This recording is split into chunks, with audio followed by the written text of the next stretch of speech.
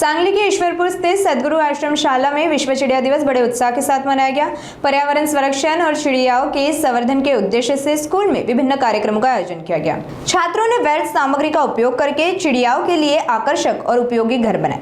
पुराने बोतले, बॉक्स, कागज और लकड़ी के टुकड़ों से तैयार किए गए इन घरों ने बच्चों की रचनात्मकता और पर्यावरण प्रेम को दर्शाया। इस दौरान बच्चों ने चिड़िया बचाओ, पर्यावरण बचाओ, प्रकृति का संरक्षण हमारा कर्तव्य जैसे नारों के माध्यम से जन जागरूकता फैलाई और चिड़ियाओं के महत्व व उनकी घटती संख्या के बारे में जानकारी दी।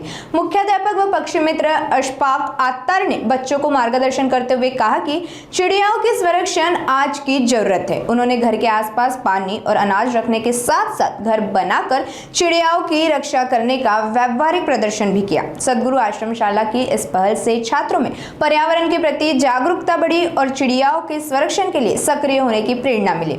आश्रमशाला की विश्व चिड़िया दिवस पर की गई इस अनोखी पहल की जिले में हर ओर सराहना की जा रही है।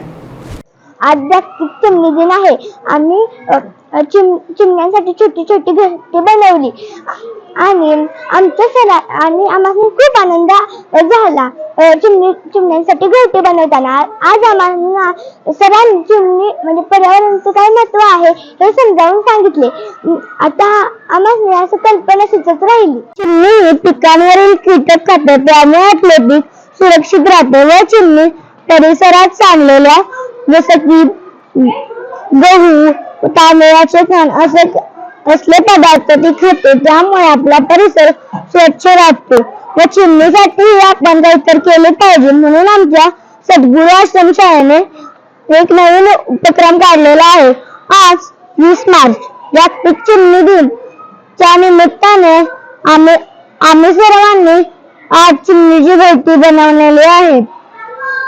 असा चिमणी आपल्यासाठी इतके काही करते, आपणही तिच्यासाठी काहीतरी केले पाहिजे असा त्या उपक्रमातून आपल्याला समजते। धन्यवाद।